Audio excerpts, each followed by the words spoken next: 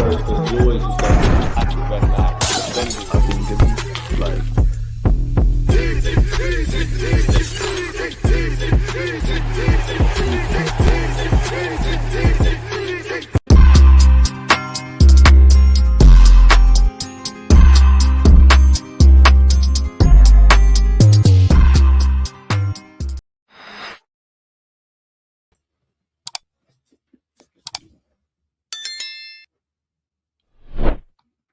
players with the most assists at a single World Cup tournament. Martin Ødegaard in 2026 has 4. Saka's got 3, and Dennis Bergkamp has 3 as well. You're in good company if you're next to that legend, Dennis Bergkamp. I can't lie to you lot, people. We know Saka is struggling with injuries, but he has looked decent in these opportunities he's had. And again, against Norway, which, you know, commiserations to Norway, congratulations to England. Jude Bellingham, rightly so. You know, I think the World Cup has shown up a lot of you lot's opinions, because there's bare of you that were saying Mbappe is not that good, Bellingham's not that good. You can say what you want. You see, when it comes to international football, it's a different ball game, and it's a different all that kind of stuff.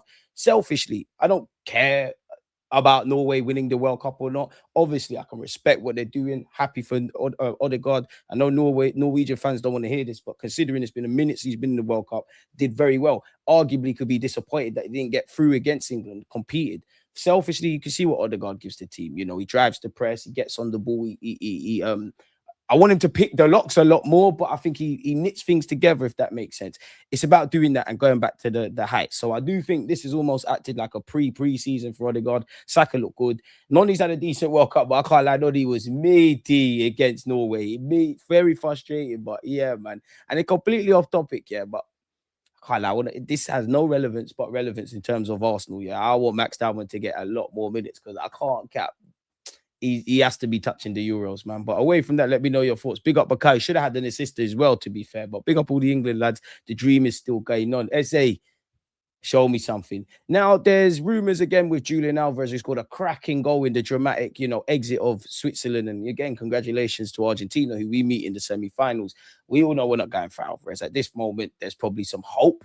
More than anything, there's an admiration for the player. I'm sure the player would be interested in a move to Arsenal, but his heart is set on going to Barcelona, staying in Spain, and all of that kind of jazz. But I think because of our historic credited interest and the fact that, you know, he obviously scored a goal the other day, I just think journalists have been a bit taking it as an opportunity to regurgitate the same things, regardless of the current state of play in it. So we're going to look at that article, people. I ain't even read it yet, but Arsenal pushing to seal a quick transfer for Argentina's World Cup hero. Scored a superb curling goal, man. The best goal of the tournament was by the Cape Verde lad, but there's been some crackers, man. There's been some absolute crackers. Miguel Delaney of The Independent is saying, folks, Arsenal are attempting to get a deal for Atletico Madrid's Julian Alvarez done before pre-season. That's very ambitious, with all the dominoes that would need to fall. And obviously the practicalities around getting a medical and whatnot, as competition for players looks to have regressed.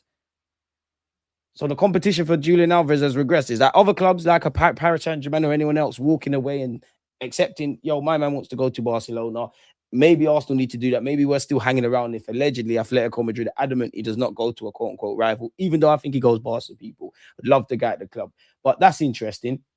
26-year-old, obviously, I'm not going to read that part, but he scored in extra time against Switzerland. That ironically came as the options for the player appeared to have lessened. Due to politics, Alvarez is open to an Arsenal move, but his preference had been to stay in Spain with either Barcelona or Real Madrid. Seems like relationships between Atletico Madrid and Julian Alvarez are kind of damaged, people. And it's ironic because Simeone is always pictured in the Argentina camp at the games or in the stands. Atletico are nevertheless insistent on not selling to either of their rivals, as reflected in a series of spiky social media posts. We will remember that. They have been aggravated with the public nature of the campaigns both clubs have used. PSG had previously been interested, but admitted a sense that was merely testing the situation as they survey a range of options. That points to a few of the entwining elements that have delayed progress on a few high-profile deals. Alvarez has long been Mikel Arteta's main attacking target, but Arsenal naturally looked at other targets as the deal seemed complicated. Bradley Barcola has been one of those, and Arsenal had been given encouragement a deal could be possible as the Qatar-owned club reconsidered reshaping the attack.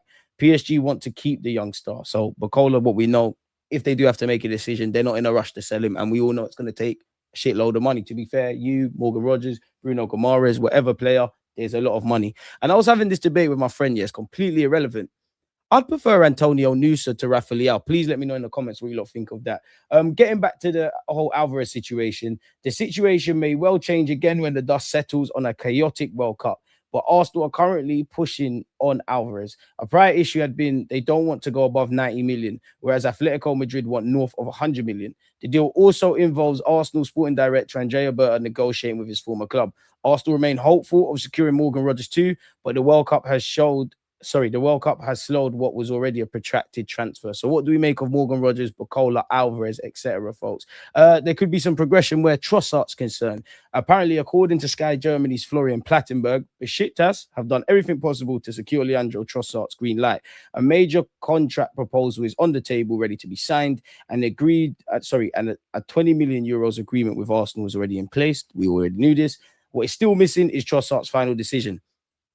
So again, why hasn't Trossard given his total agreement? Clearly, he's given some encouragement for whatever reason, because his advisors have been negotiating with Besiktas. Besiktas, apologies, and Arsenal have obviously been negotiating. So there had to have been some level of okay from Trossard. But why isn't he given the green light? Is he still, obviously naturally disappointed with Belgium, departing? Is he having second thoughts, or is it merely a formality? He's got things he needs to do to get through to that. But it does feel that's one worth watching. A decision is expected very soon. Over the last few hours, Trossard's return from the World Cup has been the priority. He has several options on the table, with Besiktas now waiting for his final answer. So you could interpret that last paragraph of Besiktas have done all they can in terms of agreeing a deal with Arsenal, a contract.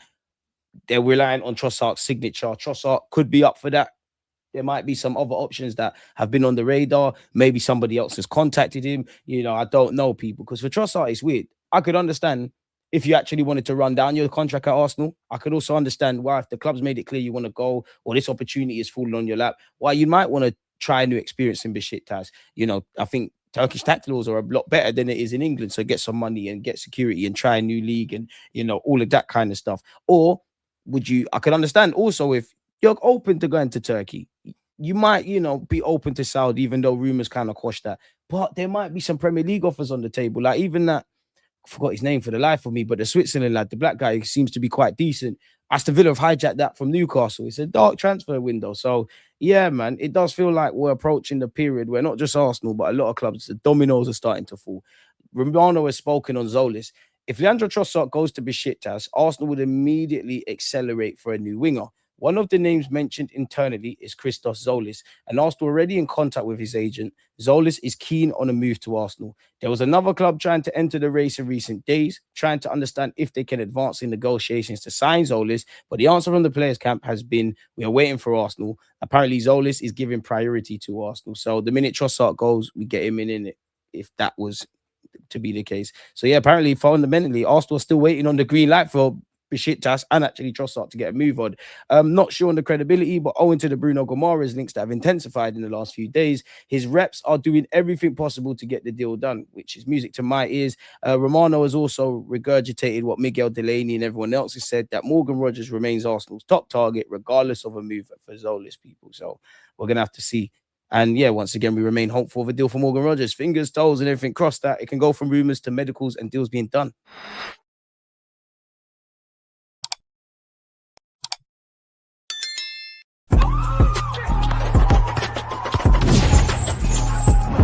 As always,